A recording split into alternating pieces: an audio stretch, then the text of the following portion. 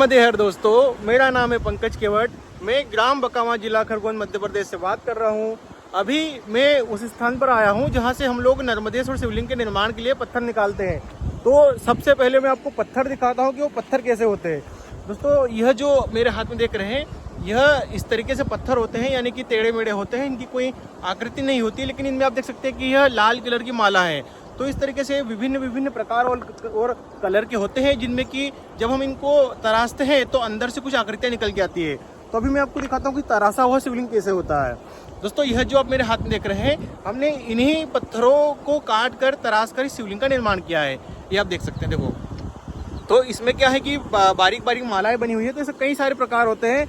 यहाँ पर बहुत सारे, देखो आप पीछे से देख सकते हैं कि कई सारे पत्थर है और इनको तराशते हैं तो ये रंग बिरंगे पत्थरों को तराशने पर इनमें अंदर मालाएं निकलती हैं और बहुत सारी आकृतियां निकलती हैं। जैसे कि अभी मैं आपको दिखाता हूँ, ये आप देख सकते हैं कि इसमें यह तिलक बना हुआ है। तो इस तरीके से यह विभिन्न विभिन्न प्रकार से प्राकृतिक चीज़ें निकल कर आती हैं। तो दोस्तों, इसी को नर्मदेश्वर शिवलिंग कहा जाता है और यही एकमात्र स्थान है ओरिजिनल नर्मदेश्वर शिवलिंग मिलने का। इसके अलावा दुनिया में कहीं पर भी नहीं मिलता, क्योंकि बाकी पत्थरों का जो शिवलिंग बनाया हुआ होता है वह भी लगभग नर्मदेश्वर के समान ही दिखता है। इसलिए बहुत कम लोग पहचान कर पाते हैं कि कौन सा शिवलिंग असली है और कौन सा शिवलिंग नकली नर्मदेश्वर है। तो अभी मैं आपको दिखाता हूँ कि हम लोग इन्हीं जो शिवलिंग के नीचे रखने वाली जो जलाधरी होती है, मैं आपको दिखाता हूँ कि वो जलाधरी किस तरीके से होती है। दोस्तों, यह आप देखो, मेरे हाथ में यह जलाधरी है। तो यह जो जलाधरी है, यह भी हम लोग माँ नर्मदा के पत्थर से ही निर्मित करते हैं। यानी कि यह जो पत्थर है, इन्हीं से हम लोग शिवलिंग का निर्माण भी करते हैं और इन्हीं से उनके नीचे रखने वाली, जिन्हें कि पार्वती कहा जाता है, जो भगवान शिव का एक अभिन्न अंग है, इस जलाधरी का निर्माण भी हम लोग इन्हीं पत्थरों से करते हैं। यह विभिन्न विभिन्न प्रकार की होती है। मैं आपको दिखाता हूँ।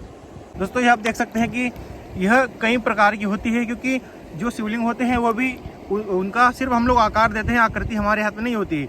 जो भी आकृतियाँ होती हैं वो प्राकृतिक रूप से निकलती है। जैसे कि यह आकृति है। इसके अलावा अगले शिवलिंग हमारा, इसमें यह जो आप देख सकते हैं कि बारीक बारीक बहुत सारी जनेऊ बनी हुई है।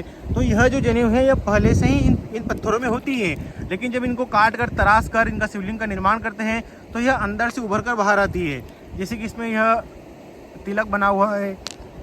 इसके अलावा यह एकमात्र शिवलिंग, जिसे कि पीताम्बर शिवलिंग कहते हैं, तथा अगला फिर से हमारा शिवलिंग जनेऊधारी शिवलिंग। तो इस तरीके से विभिन्न विभिन्न आकृतियाँ प्राकृतिक रूप से निकलती हैं, तथा ये उनकी जलाधारियाँ, जो कि इन्हीं पत्थरों से निर्मित हम लोग करते हैं। तो इस तरीके से होती है। दोस्तों, अभी मैं आपको आगे की जानकारी देता हूँ, बने रहिए। तो कई बार हमें इस प्रकार की शिवलिंग भी प्राप्त होते हैं कि उन्हें तराशा नहीं गया होता, बल्कि वो पूर्ण प्राकृतिक रूप से हमें मिलते हैं, तथा उनमें कुछ रंग रूप और आकृतियाँ निकल कर बाहर आती हैं। जैसे कि आप मेरे हाथ में देख सकते हैं कि यह जो शिवलिंग है, ये तराशा नहीं गया है, यानी कि इसमें हमारा किसी भी प्रकार का हस्तक्षेप नहीं किया गया है। यह पूर्णतः इसी रूप में यहाँ नर्मदा जी के अंदर रखा हुआ था। तो जब हमारी नज़र इस पे पड़ी तो हमने देखा कि इस पे बीच में चंदन का तिलक लगा हुआ है। तो इसे हमने तराशा नहीं किया। जो तराशे हुए शिवलिंग होते हैं वो गोल होते हैं, यानी कि वह आप देख सकते हैं कि इस तरीके से होते हैं, पूर्ण शिवलिंग के आकार में होते हैं। लेकिन यह जो आप मेरे हाथ में देख रहे हैं कि यह पूर्ण शिवलिंग के आकार में नहीं है, लेकिन क्योंकि नर्मदा जी का हर कंकड़ शंकर के समान पूजा जाता है, तो यह जो आकृति है यह बिना तराशे हुए ही इस शिवलिंग में हमें देखने को मिली, तथा यह चंदन का टीका बना हुआ है। अभी मैं आपको दिखाता हूँ। तो यह आप देख सकते हैं कि यह लगभग 2 से 2.5 इंच का शिवलिंग है, तथा इसमें यह बीच में पूर्ण प्राकृतिक रूप से चंदन की जो तिलक है वो बना हुआ है, तथा आसपास में थोड़ा थोड़ा कुमकुम भी दिख रहा है। तो इस तरह से कई बार ऐसे चमत्कार भी हो जाते हैं जो कि कोई सोच भी नहीं सकता, क्योंकि इस प्रकार से प्राकृतिक पत्थर में चंदन का तिलक लगा हुआ होना, और वो भी उस पत्थर में जिसे स्वयं शंकर कहा गया है, बहुत ही दिव्य चमत्कार होता है, जो कि बहुत ही कम लोग इस बारे में जानते भी हैं। तो दोस्तों, अगर आपको भी घर अथवा मंदिर या ऑफिस के लिए किसी भी आकार और प्रकार में अगर नर्मदेश्वर शिवलिंग चाहिए हो, तो आप निश्चिंत होकर मेरे स्क्रीन पर दिए गए नंबरों पर संपर्क कर सकते हैं, क्योंकि एकमात्र यह स्थान है जहां पर आपको सिर्फ ओरिजिनल नर्मदेश्वर शिवलिंग मिलेगा। क्योंकि अन्य जगहों पर कभी कभी कुछ बाहर के पत्थरों को भी तराश कर नर्मदेश्वर के नाम से बेचा जाता है। क्योंकि मेरे पास दिन भर में कई सारे फ़ोन आते हैं, तथा वो लोग फोटो भेजते हैं कि भैया इस शिवलिंग को देखो कि यह ओरिजिनल नर्मदा जी का है या नहीं है, तो उसमें से बहुत कम ही ओरिजिनल निकलते हैं, बाकी जो शिवलिंग होते हैं वो ओरिजिनल नहीं होते।